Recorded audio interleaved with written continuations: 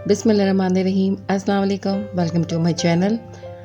यूँ तो कराची में बेतहाशा शनवारी रेस्टोरेंट्स हैं और लोग बहुत ज़ौक़ व शौक़ से शनवारी कढ़ाई खाने के लिए रेस्टोरेंट्स का रुख करते हैं। देखिए, बेसिक मसाले वही होते हैं जो हम घरों में इस्तेमाल करते हैं, लेकिन सही तरीक़े का और मसालों का सही तनासुब और डालने का सही वक्त खाने को खुश जायका और खुश रंग बना देता है, और ये ख़याल रेस्टोरेंट में रखा जाता है। और इन्हीं सारी टिप्स के साथ मैं आपसे शेयर करने वाली हूँ मटन शनवारी कढ़ाई की रेसिपी, जो बहुत ही कम इंग्रेडिएंट्स में और बहुत ही शानदार तैयार होती है। तो चलें शुरू करते हैं। देखिए, मैंने एक कढ़ाई ली है और उसमें मैं 3 टेबलस्पून घी डाल लूँगी। देखिए, रेस्टोरेंट में घी का ही इस्तेमाल किया जाता है, ऑयल का इस्तेमाल नहीं करते, तो घी से थोड़ा सा जो है वो टेस्ट एक रेस्टोरेंट वाला ही आता है।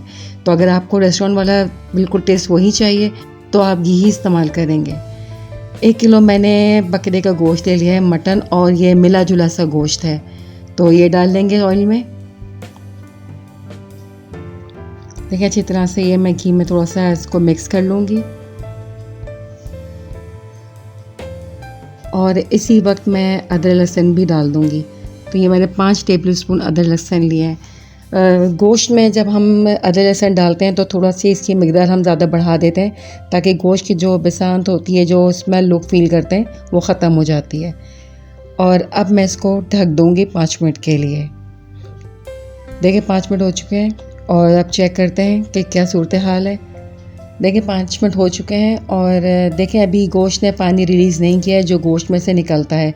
तो मैं इसको अब दोबारा ढक दूँगी और फिर मज़ीद 5-10 मिनट बाद हम इसको चेक करते हैं।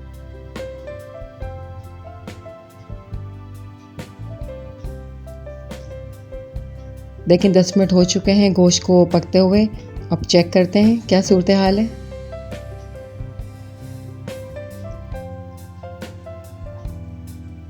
ये देखें, गोश्त ने ख़ासा पानी रिलीज़ कर दिया है, कितना पानी इसमें से निकल गया है गोश्त का। तो अब हम एक्सेस वाटर इसमें नहीं डालेंगे और मैं इसी पानी में इसको अब गलाऊंगी गोश्त को। तो मैं इसको अब बिल्कुल लो फ्लेम पे छोड़ दूंगी और इसको हम आधे घंटे के लिए पकाएंगे। और बीच में मैंने इसको चेक किया है, 1 से 2 दफ़ा मैंने इसको चेक भी किया है पानी चेक करने के लिए, लेकिन अगर चूल्हा धीमा होगा तो आपका ये सालन जलेगा नहीं, गोश्त बिल्कुल भी नहीं जलेगा। ये देखिए, मज़ीद आधा घंटा हो चुका है। तो देखें, गोश्त को पकते पे तकरीबन 45 मिनट हो चुके हैं और गोश्त में थोड़ी सी मैं नरमी महसूस कर रही हूँ कि गोश्त थोड़ी सी नरमी इसमें आई है। तो अब मैं इस स्टेज पे मैंने टमाटर ले लिए 1 किलो और उनको मैंने 2 हिस्सों में काट लिया है, और मैं इसी तरह से कढ़ाई में गोश्त के ऊपर रखती चली जाऊँगी। ये देखिए, इस तरह से मैंने टमाटर गोश्त के ऊपर सेट कर दिए और इसको मैं अब ढक दूँगी 20 मिनट के लिए। देखिए, टमाटर मैंने ये इस तरह से इसलिए रखे हैं ताकि ये इनका छिलका हम आराम से बआसानी उतार सकें।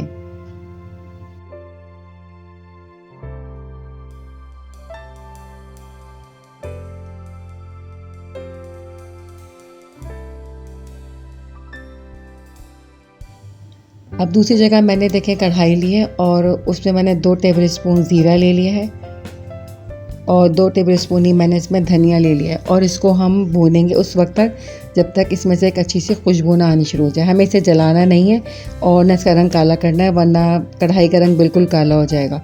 तो इतना ही भूनना है कि इसकी एक अच्छी सी खुशबू आ जाए। तो और जब ये बिल्कुल ठंडा हो जाएगा तो मैं इसको दरदरा सा कूट लूँगी। देखिए, 20 मिनट हो चुके हैं और टमाटर चेक करते हैं। तो देखें, टमाटर खासे ये नरम हो चुके हैं और छिलका इनका आराम से उतर रहा है। तो इस तरह मैं सारे इनके छिलके अब उतारती चली जाऊंगी, क्योंकि छिलका सालन में आता है तो वो बिल्कुल भी अच्छा नहीं लगता और ग्रेवी भी बिल्कुल ख़राब सी लगती है उसकी। देखिए, टमाटर सारे आराम से इसमें गल चुके हैं। तो यानी हमारा कुकिंग टाइम इस वक्त जो है वो 60 मिनट तकरीबन हो चुका है, और इसी वक्त अब मैं मसाले डालना शुरू करूँगी। देखिए, पहले मैंने इसमें नमक डाल दिया है 1 टेबलस्पून, और अब मैं 2 टेबलस्पून इसमें कुटी हुई लाल मिर्च डाल दूँगी। लाल पिसी हुई मिर्च का इस्तेमाल हम नहीं करते हैं कढ़ाई में, कुटी हुई मिर्च ही इस्तेमाल होती है। हाफ़ टी स्पून मैंने इसमें बिल्कुल एक चुटकी सी इसमें मैंने हल्दी डाल दी है, और 1 टीस्पून मैंने इसमें काली मिर्च डाल दी है। देखिए, हल्दी भी हम ज़्यादा इसमें इस्तेमाल नहीं करेंगे, वरना जो है कढ़ाई का रंग खासा चेंज हो जाएगा। और अब जो ये दरदरा मसाला मैंने लिया था वो भी इसी वक्त शामिल कर देंगे। सारे मसालों को अच्छी तरह से मिक्स कर लेंगे और इनको मैं अब ढक दूंगी 15 मिनट के लिए। मसालों के साथ हमें गोश्त को मज़ीद नहीं पकाना है क्योंकि फिर इसका कलर खासा चेंज हो जाएगा और गहरा रंग हो जाएगा। 15 मिनट हो चुके हैं, देखिए चेक करते हैं। ये देखें खासा मसाला हमारा भुन चुका है और थोड़ा बहुत ही इसमें पानी शामिल है। देखिए अब चेक करते हैं गोश्त हमारा कहाँ तक गया है और कितना गला है।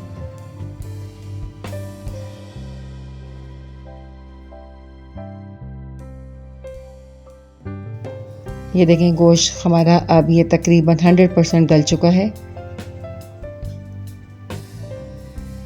देखें खासी अब बोटियाँ इसकी बहुत नरम हो चुकी हैं। तो अब इसका हम फ्लेम बिल्कुल तेज़ कर देंगे और इसको हाई फ्लेम पे इसका पानी सुखाएंगे।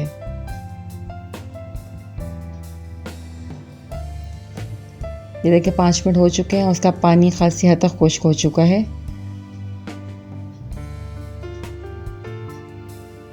और अब इस स्टेज पे मैं इसमें एक लीमू निचोड़ दूंगी।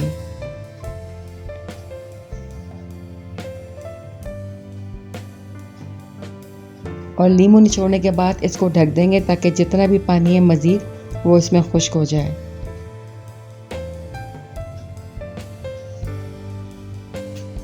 देखिए मसालों के साथ मैंने इसको बहुत कम टाइम पकाया है, मतलब 20 मिनट मैंने सिर्फ इसे मसाले के साथ पकाया है। देखिए मसाला भी सब भुन चुका है अच्छी तरह से। और आखिरी वक्त में जब हम सर्व करने वाले होंगे तो उस वक्त में ये इस तरह का कटा हुआ अदरक और 5 से 6 हरी मिर्चें लंबी हम काट लेंगे और इसमें शामिल कर देंगे। याद रहे कि मिर्चें और अदरक आप उसी वक्त डालें जब आप बिल्कुल सर्व करने वाले हों। अगर आप बिल्कुल रेस्टोरेंट स्टाइल से अगर आपको कढ़ाई चाहिए तो, वरना हरी मिर्चें इसकी बहुत ज़्यादा नरम हो जाती हैं और फिर आपको पसंद नहीं आएंगी। देखिए बेहतरीन से कढ़ाई हमारी तैयार हो चुकी है और रेस्टोरेंट स्टाइल टेस्ट के लिए इसको आप सर्व करें रायते, सैलेड और नान के साथ।